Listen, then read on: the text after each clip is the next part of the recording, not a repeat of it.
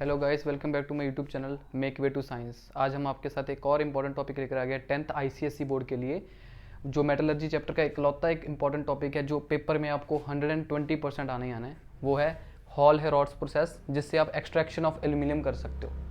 बहुत ही अच्छा मेथड है एक्सट्रैक्शन ऑफ एल्यूमिनियम करने के लिए। With this method you can easily extract aluminium. तो देखिए, इस प्रोसेस को हम देखते हैं। हुआ क्या था कि एल्यूमिनियम को एक्सट्रैक्ट करने के लिए हम नॉर्मल रिडक्शन नहीं कर सकते, क्योंकि अगर नॉर्मल रिडक्शन करेंगे तो एल्यूमिनियम ऑक्साइड के जो बीच में एल्यूमिनियम और ऑक्सीजन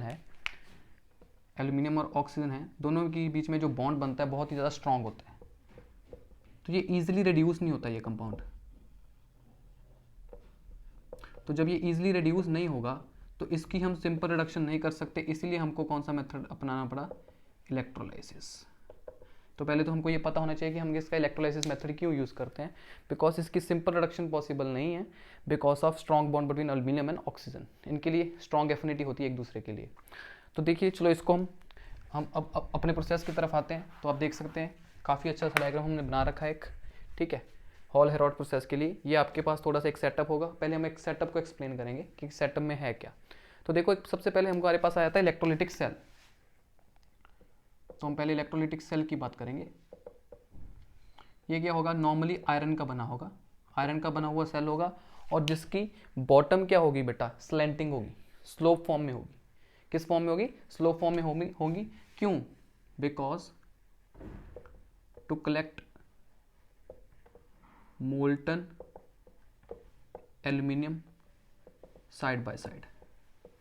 क्योंकि होता क्या है बेटा कि जब हम आपको आगे बताऊंगा, इसकी टेम्परेचर थोड़ी सी हाई रखेंगे तो जहाँ पे जो एल्यूमिनियम बन रहा है तो वो वेपराइज ना हो जाए, उसके वेपर्स ना बन जाए। इसीलिए हमको मोल्टन एल्यूमिनियम को साथ ही क्या करना पड़ता है, बाहर निकालना पड़ता है, जिसकी वजह से मैंने टैंक स्लोप रखा हुआ है। तो जब जैसे जैसे वो बनता जाएगा, ऐसे स्लोप के दौरान अपने आप यहाँ से बाहर आता रहेगा।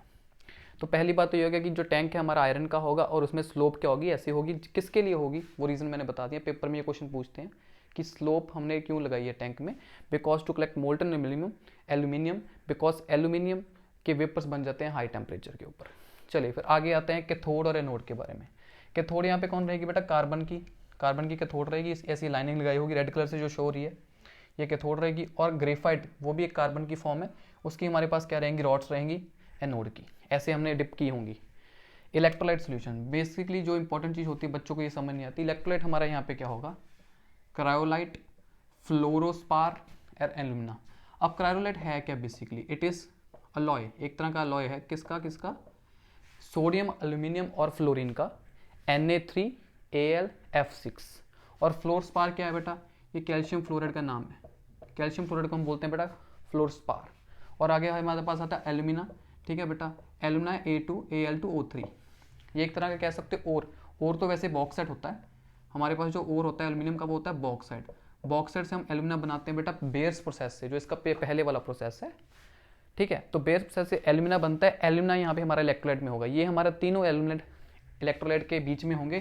प्लस यहाँ पे एक चीज़ लिख देता हूँ, इंपॉर्टेंट है, उसका भी इंपॉर्टेंस पेपर में पूछते हैं।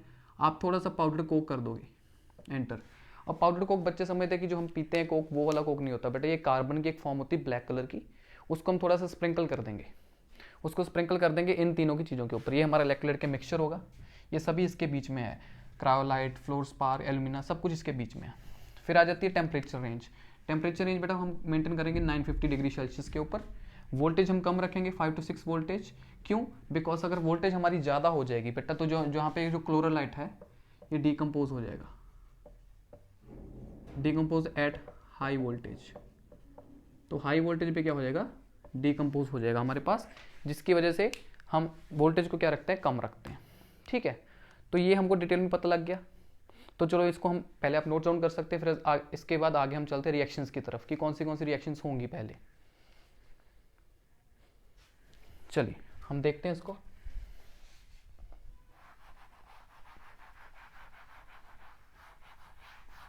तो देखिए, सबसे पहले क्या होगा हमारे पास,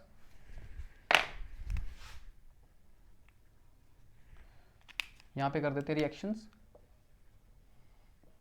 तो सबसे पहले जब आयंस में हम एंटर कर देंगे, पहले सभी आयंस टूट जाएंगे जो हमारे पास इलेक्ट्रोलाइट्स हैं। जैसे सबसे पहले हमारे पास Na3Al(F6) है, तो इसके खुद के आयंस बन जाएंगे। कैसे, अब 3 सोडियम है तो 3Na पॉजिटिव प्लस एक एल्यूमिनियम है, एक एल्यूमिनियम बन जाएगा प्लस 6 फ्लोराइड आयन बन जाएंगे। सिमिलरली हमारे पास कौन से था अगला, CaF2 था। यहाँ पे क्या बन जाएगा, Ca2 positive plus 2F negative. Clear. Last हमारे पास जो हमारा मेन बंदा है एल्यूमिना, उसके क्या बन जाएंगे, 2Al3 positive plus 3O2 negative. तो ये हमारे पास पहले आयंस बन जाएंगे, ये हमारे पास क्या बन जाएंगे, आयन। अब क्या हो जाएगा बेटा, अब यहाँ पे रेस लगेगी बेटा, किसके लिए, कैथोड और एनोड के लिए बेटा। कैसी रेस लगेगी, इंटरेस्टिंग सी रेस लगेगी। सबसे पहले देखो कैथोड के पास क्या होता है बेटा, कैथोड एक नेगेटिव चार्ज पोटेंशियल, इसके पास कौन से बंदे आएंगे, कैटायंस आएंगे। इसके पास कौन आएंगे, कैटायन, ये पॉजिटिव चार्ज वाली, और इसके पास आएंगे एनायन, एनोड के पास। तो पहले ये पता होना चाहिए, कैथोड एक नेगेटिव टर्मिनल होती है इलेक्ट्रोड, जिसके पास पॉजिटिव चार्ज कैटायंस आएंगे। एनोड होती है पॉजिटिव चार्ज की, जिसके पास एनायन आएंगे। इसको याद रखने का सौखा तरीका क्या है बेटा, कि कौन सी चीज़ कहाँ पे आएगी। सी से कैथोड होता है, सी से कैटायन होता है, ए से एनोड और ए से एनायन। तो आप इसको ऐसे याद रख सकते हो। अब देखो कैथोड के पास जो पॉजिटिव चार्ज स्पीशीज हमारे पास कौन सी हैं, Na है, Al3 पॉजिटिव है और Ca2 पॉजिटिव है। तो बेटा अब ये कौन, इनमें से रेस लगेगी, अभी ये दौड़ेंगे। अब इनमें से जीतेगा कौन, मतलब कैथोड पे जाएगा कौन, वो होगा बेटा एल्यूमिनियम। वो कौन सा होगा, एल्यूमिनियम। अब क्यों होगा मैं बता दूंगा। हाँ जी, अब बता देता हूँ क्यों। क्योंकि होता क्या है कि मैंने एक रिएक्टिविटी सीरीज की वीडियो डाली है, शॉर्ट्स में आप पढ़ सकते हो। तो होता है क्या कि जैसे रिएक्टिविटी सीरीज होती है टॉप टू बॉटम, जो रिएक्टिविटी सीरीज में नीचे पड़ा होता है वो कैथोड के ऊपर पहले डिस्चार्ज होगा। मतलब जो कम रिएक्टिव एलिमेंट हो गया वो ज़्यादा डिस्चार्ज हो जाता है। अब एल्यूमिनियम देखोगे, अगर आप देखोगे सोडियम सबसे ऊपर होगा, उसके बाद कैल्शियम होगा, कैल्शियम के बाद होगा आपके पास एल्यूमिनियम। तो एल्यूमिनियम सबसे लोएस्ट है रिएक्टिविटी सीरीज में, इसलिए वो कैथोड के ऊपर क्या हो जाएगा, डिस्चार्ज। और यहाँ पे देखो बच्चे बोलेंगे कि 12 इलेक्ट्रॉन क्यों डाले, क्योंकि बेटा मैंने 4Al3 पॉजिटिव लिए हैं। अगर 4Al3 पॉजिटिव है, 3 इनको इलेक्ट्रॉन चाहिए होंगे बेटा, 3 एक को चाहिए तो 4 को कितने चाहिए होंगे, 4 3 12 इलेक्ट्रॉन्स। सिमिलरली अब अनोड पे कौन सी आ जाएगा बेटा, हमारे पास अनोड के लिए कौन सी रेस है, ऑक्सीजन और फ्लोराइड की है। तो यहाँ पे भी क्या होता है, ऑक्सीजन और फ्लोरीन से ऑक्सीजन जीत जाती है। रीजन उसका भी सेम है, क्योंकि ऑक्सीजन लोअर होता है सीरीज में, इसीलिए ऑक्सीजन बेटा यहाँ पे डिस्चार्ज हो जाएगा। तो ऐसे क्या होगा कि ऑक्सीजन भी हमको क्या चाहिए, अब देखो 12 इलेक्ट्रॉन्स यहाँ पे यूज हुए हैं, कैथोड पे 12 इलेक्ट्रॉन्स गेन हो रहे हैं, तो यहाँ पे 12 इलेक्ट्रॉन हमारे पास निकलने चाहिए, फिर ही तो इलेक्ट्रॉन हमारे लिए इलेक्ट्रिकली न्यूट्रलिटी या बैलेंस रहेगी रिएक्शन। तो अब होगा क्या, मैं यहाँ पे 6O2 नेगेटिव लूंगा, क्योंकि एक ऑक्सीजन 2 इलेक्ट्रॉन देगा, तो 6 ऑक्सीजन कितने देंगे मेरे को, 12 इलेक्ट्रॉन। याद रखने का इजी तरीका बता रहा हूँ आपको। तो यहाँ पे 6 नेसेंट ऑक्सीजन बन जाती हैं, और उसको 3 में कंबाइन करके हम इनकी 3 ऑक्सीजन बना लेते हैं बेटा। तो हो क्या रहा है कि कैथोड पे हमारे पास जो एल्यूमिनियम है हमारा, वो बनता रहेगा, और अनोड पे कौन सी गैस निकलती रहेगी, ऑक्सीजन। ठीक है, तो ये तो हमारी होगी रिएक्शंस। अब इसके दौरान थोड़ी थोड़ी चीज़ें और भी होती रहती है जहाँ से क्वेश्चन पुट किया जाता है। एक तो ये क्वेश्चन हो गया कि सभी हमको पूछते जाते हैं कि बेटा कौन सी आपने इलेक्ट्रोलाइट में सोल्यूशन लिए, तीनों, उनके फॉर्मूलाज पूछ लिए जाते हैं। फिर सिंपल रिएक्शंस होगी, कैथोड पे कौन जाएगा, एनोड पे कौन जाएगा, ये हो गए। फिर स्लोपिंग टैंक क्यों होता है, ये क्वेश्चन डिस्कस हो गया। टेम्परेचर रेंजेस होगी, सब कुछ डिस्कस हो गया। अब इसके आगे जो हमको क्वेश्चंस आ सकते हैं हम वो डिस्कस करने जा रहे हैं। तो पहले यहाँ तक आप नोट कर सकते हैं। तब अब होता है है कि इसके बाद क्वेश्चन पूछा जाता है कि भाई हमको कैथोड को टाइम टू टाइम रिप्लेस क्यों करना पड़ता है। जो यहाँ पे कैथोड है ना, सॉरी, कार्बन की बनी हुई, इसको टाइम टू टाइम रिप्लेस क्यों किया जाता है, ये क्वेश्चन पेपर में आता है, बोर्ड क्वेश्चन। अब देखो हो क्या रहा है, कैथोड पे क्या बन रही है, ऑक्सीजन, हमारे पास ऑक्सीजन बन रही थी। तो जो कार्बन है, कार्बन यहाँ पे जो लाइनिंग थी वो ऑक्सीजन से कंबाइन करके पहले क्या बना देगी, कार्बन मोनोऑक्साइड। और जो कार्बन मोनोऑक्साइड बनी है वो रिएक्ट करके क्या बना देगी हमारे पास, कार्बन डाइऑक्साइड। वो क्या बना देगी हमारे पास, कार्बन डाइऑक्साइड। अब कार्बन डाइऑक्साइड क्या है, गैस है, ये ऊपर निकलनी शुरू हो जाएगी बेटा। तो होता क्या जाएगा, धीरे धीरे कार्बन की जो कैथोड है यूज होनी शुरू हो जाएगी, खत्म होनी शुरू हो जाएगी, क्योंकि वो कार्बन वहां से निकलकर कार्बन डाइऑक्साइड बन के बाहर निकल रहा है। तो हमको इसीलिए टाइम टू टाइम कैथोड को बदलना रहना पड़ता है, क्योंकि कैथोड पे कार्बन डाइऑक्साइड बन रही है, वो निकल रही है, रिलीज हो रही है, तो नया कार्बन डालना हमको पड़ेगा टाइम टू टाइम। तो पहले ये रीजन हो गया, ठीक है, because cathode gets eaten up. तो कैथोड एक तरह की ईटन अप हो चुकी है, इसलिए हमको रिप्लेस करनी पड़ेगी बार बार। और उसका रीजन ये है हमारे पास, क्योंकि ऑक्सीजन जो है बेटा वो कंबाइन कर जाता है कार्बन के साथ, पहले बनाएगा कार्बन मोनोऑक्साइड, फिर कार्बन मोनोऑक्साइड ऑक्सीजन से कंबाइन करके बनाएगा कार्बन डाइऑक्साइड, जो इवेपोरेट हो जाता है या निकल जाता है वहाँ से, और हमको कार्बन को बदलना रहता पड़ता है वहाँ पे। ठीक है, एक तो ये क्वेश्चन हो गया। फिर हमारे पास क्या होता है कि जब एल्यूमिनियम यूज़ हो रहा है बेटा, एल्यूमिना यूज़ हो रहा है हमारे पास, कौन सा बना, एल्यूमिना, तो होता क्या रहेगा कि एल्यूमिना हम यहाँ पे क्या करेंगे, एक बल्ब अटैच करके रखते हैं बेटा। अब बताते हैं कि बल्ब क्यों अटैच किया था, कई बार पेपर में क्वेश्चन था कि बल्ब क्यों अटैच किया। एल्यूमिना की क्वांटिटी बेटा क्या होती है, यूज़ होती रहती है, क्योंकि एल्यूमिनियम बनता जाएगा, यहाँ पे हमारे पास एल्यूमिनियम बनता जाएगा, तो ये क्वांटिटी यूज़ होती रहेगी। तो क्या होता है कि जब एल्यूमिना की क्वांटिटी कम होती है तो खुद ब खुद सेल की वोल्टेज जंप हो जाती है बेटा, सेल की वोल्टेज जंप हो जाती है 50 to 60 वोल्ट। तो पहले तो वोल्टेज बेटा 5 to 6 वोल्ट थी, उसमें तो बल्ब नहीं जगेगा, बल्ब बंद रहेगा। पर एकदम से जब वोल्टेज 50 to 60 वोल्ट हो जाएगी, बल्ब हमारा ब्राइट ग्लो हो जाएगा। तो जब वो ग्लो करेगा हमको सिग्नल मिल जाएगा कि हमको इसमें और एल्यूमिना डालना पड़ेगा। तो ये होता है बल्ब लगाने का फ़ायदा, क्योंकि उसकी वोल्टेज पहले तो हम कम रखते हैं, ठीक है ना, क्योंकि रिएक्शन प्रॉपरली हो जाए। और जब एल्यूमिना खत्म हो जाएगा, वोल्टेज खुद ब खुद जंप हो जाएगी 50 to 60, तो वहाँ पे बल्ब जग जाएगा, तो हमको साइन मिल जाएगा कि हमको अभी और एल्यूमिना क्या करना है, ऐड करना है। तो ये था हमारे पास पूरा प्रॉपर। और हम अब जो हमने एक एक चीज़ एक्स्ट्रा ली है, अब हम उस सभी के फंक्शंस भी आपको बताएंगे। क्रायोलाइट का फंक्शन क्या था, फ्लोरस्पार का फंक्शन क्या था, और पाउडर्ड कोक का फंक्शन क्या था। अब उन तीनों के फंक्शन डिस्कस करते हैं, आप यहाँ तक इसको नोट कर सकते हैं।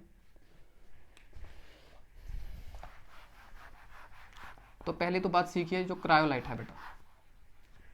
तो जो क्रायोलाइट है, सबसे पहली चीज वो है क्रायोलाइट का फंक्शन। अगर क्रायोलाइट नहीं डालते तो एल्यूमिना को ब्रेक करने के लिए हमको ये टेम्परेचर चाहिए था। अब इस टेम्परेचर को 950 तक लाने में कौन हेल्प कर रहा है, हमारा बेटा क्रायोलाइट। तो cryolite lowers the reaction temperature from 2550 degree Celsius to 950 degree Celsius. ठीक है, फिर हमारे पास फंक्शन आता है बेटा फ्लोरस्पार का।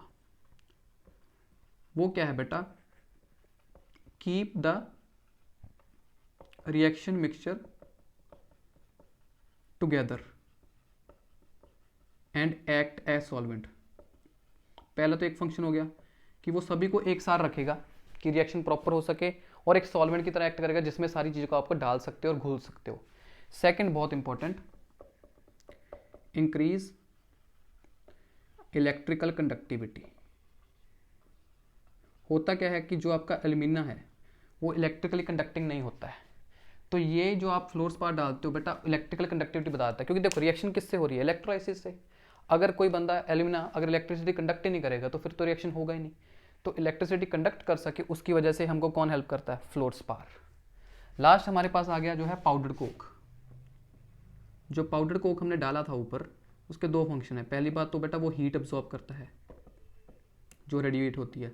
Second, avoid burning of cathode. अब कैथोड बर्न ना हो जाए, कैथोड बर्न कैसे होगी, ऑक्सीजन में बर्न होगी।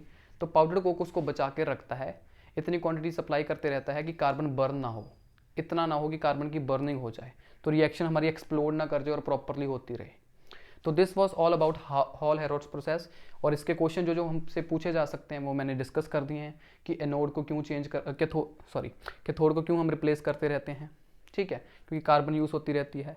ठीक है, तो सारी चीज़ें, एनोड को भी रिप्लेस करना कई बार पड़ सकता है। तो ये रिप्लेसमेंट क्यों होती है, ये रिप्लेसमेंट करने का रीज़न, मतलब कि एनोड, ये कार्बन की लाइनिंग मैंने बताई थी, एनोड की रिप्लेसमेंट हमको इसलिए करनी पड़ती है ये एनोड की, क्योंकि बेटा यहाँ पे क्या होता है कि कार्बन यहाँ से ऑक्सीजन के साथ क्या कर जाता है, कंबाइन कर जाता है। क्या कर जाता है, कंबाइन, और यहाँ से कार्बन डाइऑक्साइड निकल जाएगी। ठीक है, तो ये वाली लाइनिंग नहीं डिस्टर्ब होती है, कार्बन डाइऑक्साइड यहाँ से निकलेगी एनोड से। ठीक है, तो ये हमको ध्यान से रखना है। ठीक है, तो इस प्रोसेस को बहुत ही अच्छे तरीके से कर लीजिएगा। आपको इंपॉर्टेंट क्वेश्चन बता दिए हैं। Thank you for watching this video, और सब्सक्राइब कर दीजिए मेरे चैनल को। Thank you.